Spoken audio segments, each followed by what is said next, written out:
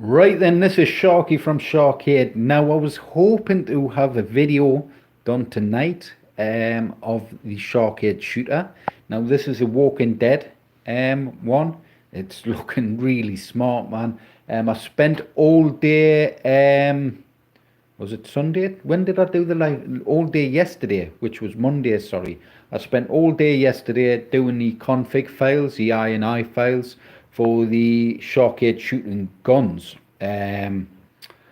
Basically, I shared my INI and my scripts and stuff like that for Mame with Brad D. And then he went ahead and done some extra bits and pieces. So I learned a couple of little things as well from his end. Basically, he's went in and done some extra bits and he's done his style and so on. There's other ways of getting the recoil working for these guns. So I spent the whole day doing some tests, testing each and every game out because I wanted to rebuild the SHAR-KADE shooter drive. Now they're going to come with terabyte drives. I think the previous one was something like 500 gig or something. But I'm going to start putting terabyte drives in. The previous customer that had the House of the Dead unit, they're getting a replacement drive from me, so they're going to get updated to this later update. Now I've configured every game, and I mean every shooting game that's on this unit. You've got a few hundred Mame light gun games, you've got gun games, shotgun games, you've got the Sega Model 2, and you have the Demul, or the Sega Model 2 and Sega Naomi gun games, I think, as well as the TeknoParrot stuff. Now, I think it was the Sega Naomi games were a little bit of a pain in the backside to sort out at first. They weren't doing what Brad's drive was doing. Or was it the Model 2, one of the systems? Basically, it wasn't recognizing or hooking the games themselves. And I had a right mess on with it, playing around, but I managed to get that sorted okay, and then I went through every Mame game. Now, Mame works in a way of when you load the game, it'll find the outputs of that game and then it'll tell you whether it's got gun recoil and stuff like that. Now, I found a few little new things out while doing all these tests. Is some games for Mame, with Mame when it connects to the game itself, what it'll do is it'll find the outputs when you actually start playing the game as well. So you might load the game up and stuff, but until you actually go into the gameplay and start pressing triggers and stuff, then it'll find the outputs. So I figured out that portion, as well as one or two games actually require, they might not tell you what the output of the game is through Mame. Like one of the games I found, it only found the recoil for player 1 and it didn't find the recoil for player 2. But all I'd done was copy and paste the recoil code, basically the bit of code that you get. So whether it's called recoil player 1 gun, I just named recoil player 2 gun and then used the ID of the player 2 gun. And that worked. It actually worked. So though the game doesn't actually, Mame doesn't tell you what the outputs are, it doesn't mean the outputs aren't there for that game, which come in handy for a lot of the shooting games and stuff in Mame, where you've got the outputs and the recoil, it's true recoil then. It's a true recoil output for that game. But I've got a lot of simulated recoil. So I've went in, I've done a load of tests, making sure the output, like I had on my previous one for rapid fire, I've got it at about level 8. So as you're holding the trigger, it's constantly pressing a key state. It's constantly pressing Y or U. Though that button isn't mapped to the game, it's mapped to the recoil. So Brad D talks about it in his video where I've sent him the INI files, my Mame and he sort of went off what I'd already set up, the key states and stuff like that. So I figured the key state side out, he's done his bit. I've went a bit deeper than that, and I've went into doing, for some games have a slower rapid fire, a slower recoil. You have a put sort of shot. So what I've done is I've went in and I've slowed down the recoil for those games. So I went through every game on the MAME side of things as well, every game, and I've set up the recoil to correspond with that game. So if it's a single shot game, I'd have a single shot. I do set single shot as default because I knew there'd be a lot of single shot games. So for default, I would have single shot, and then I would go into joy-to-key and I create a custom joy-to-key script for that game. Wherein what other ionize? I'm not sure whether the format of joy-to-key, but the joy-to-key profile, I would then create custom ones. But you can, instead of going in and creating custom ones for each game manually, if you go into the joy-to-key profiles, you can actually copy and paste a previous profile. So say if I had Busters, I think it's called, and that had super recoil or fast recoil, and another game, say Terminator, didn't find the outputs, which it does, but for instance Terminator, and then I copied and pasted that profile in, I just rename it to Terminator or the name of the ROM. So that saved a lot of time as well. But there was hundreds of games to go through, so I had to load each game. I had to go into each game's gameplay to see if it would find any outputs. And the games that didn't find outputs, I'd use the default Mame hooker. So a lot of testing. I had the machine itself on the side of where I sat, so I was reaching across a lot to try and, instead of standing up, sitting down, and so on and so on. So long bloody day, but I got there in the end. Now the only game that doesn't work with the recoil, and I couldn't get it to activate with the recoil when I finished, was House of the Dead Scarlet Dawn. Now I know it works because I had it working.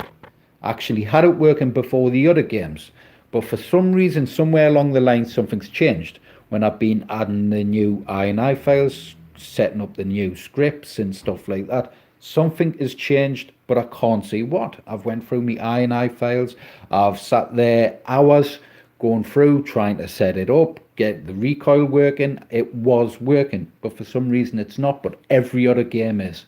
So I'm going to knock that on the head anyways for that one game, and I'll take a look back through those at a later time, and then it's just one INI file or one setup that I've got to set up at a later date.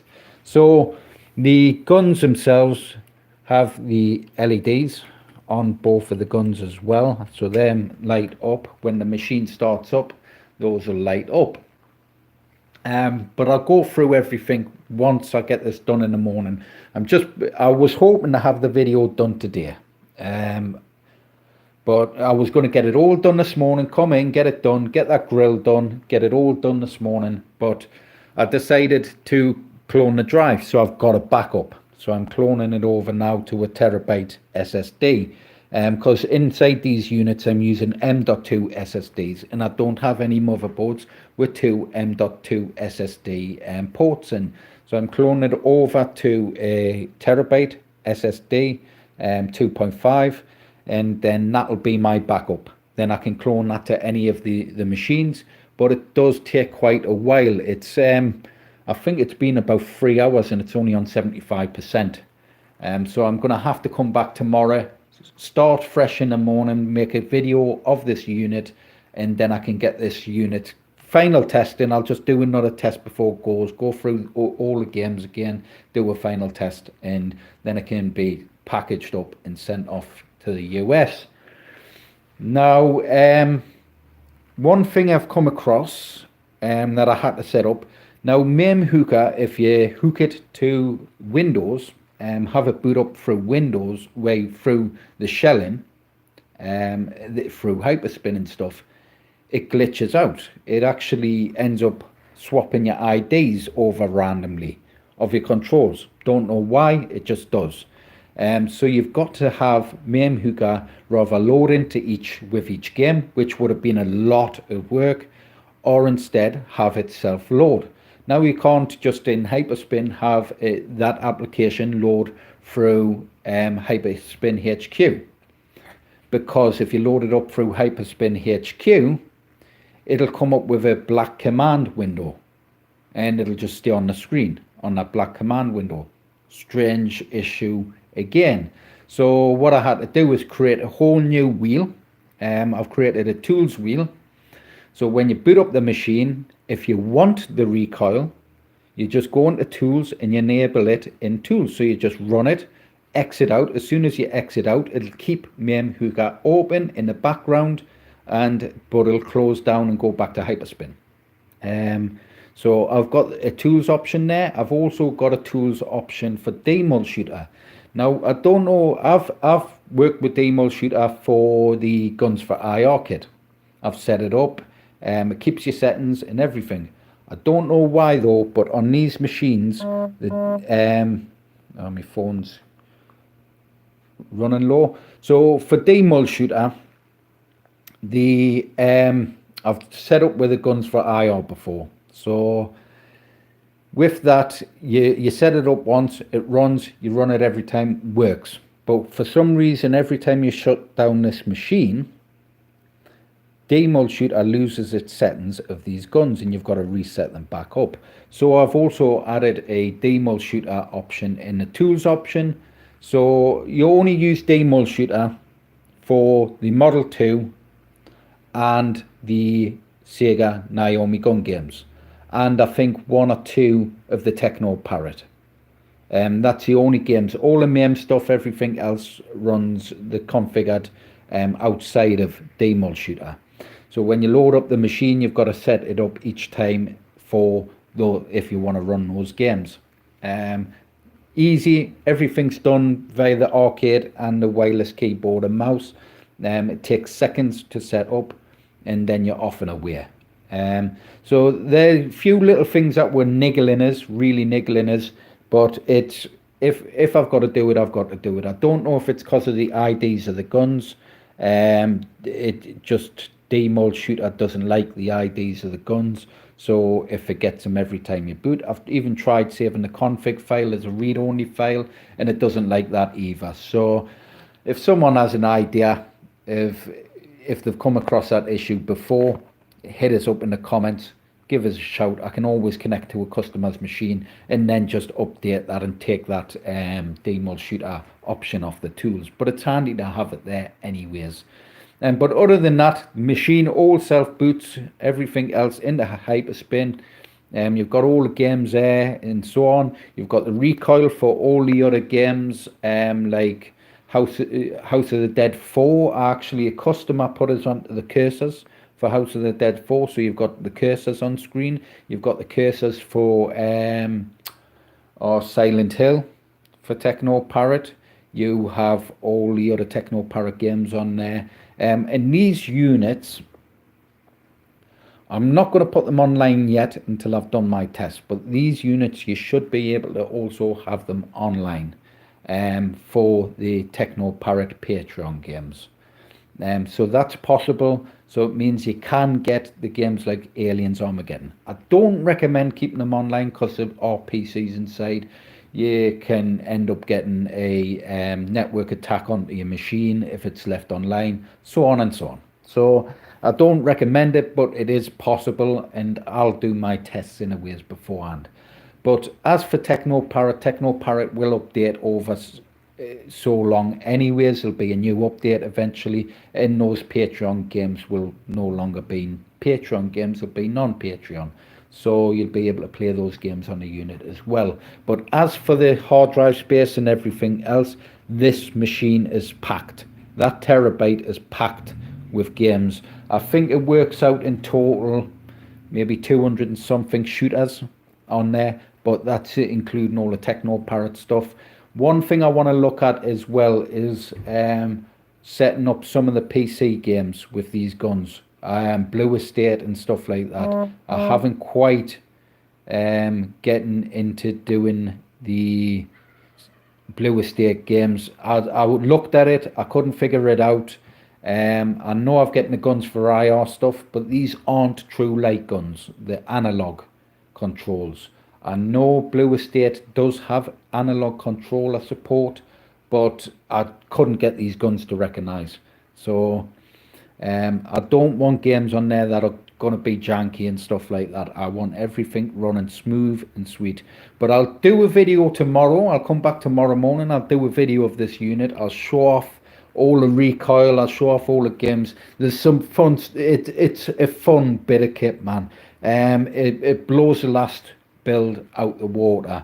The front menu's a bit cleaner looking, bit like me arcade stand-ups and me Bartops and stuff. It's same sort of layout. I've kept it like that, but it looks a bit cleaner as well.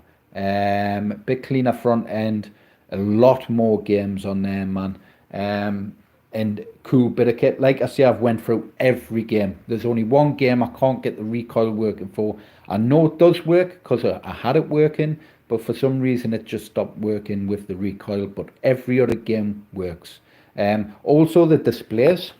Some of the games I've got the displays going thanks to Brad, because I think he worked out. I sent him the script, the ID codes for the LEDs, and he's figured it out what code you need to change and stuff like that. So on certain games you would have these light up for bullet counts, others will light up for lives. I've set it to life, so I think House of the Dead is one game, House of the Dead 1 and 2.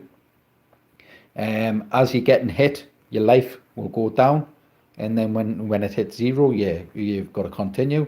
So that's a nice little feature on there. So I've got that working for some of the games. Obviously not every game had that feature or have them lamp features on the games, but the games that are pre-set up for it, I've set the ID code. So there's been a lot of work done to this unit, this drive. Now I ain't going to be selling this drive like I do the other drives.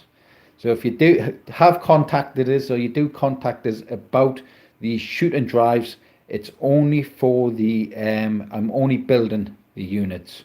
I don't think it's worth selling the drives on and stuff like that, and so on and so on. It's just, I don't want clone copies of this everywhere. I want to be able to make some money off building the units first. I don't, like I say, I don't want clone copies of my drive everywhere. We've had that issue before with a company, know what I mean? So I'll keep the scripts close to me. I've done, like I say, I've done a lot of work. I've went through every game. So it's all done. It has delayed as a day. But the next unit, I think we're working on a Spawn, was it a Ghostbusters, I think, which I've got that design, some examples to send over to the customer, and the Batman, which is over here, which is a Batman Nightfall unit coming as well. I've had to order some more paper. I'm running out of the laminate as well, but I've run out of paper today. That's the last bit in the machine there.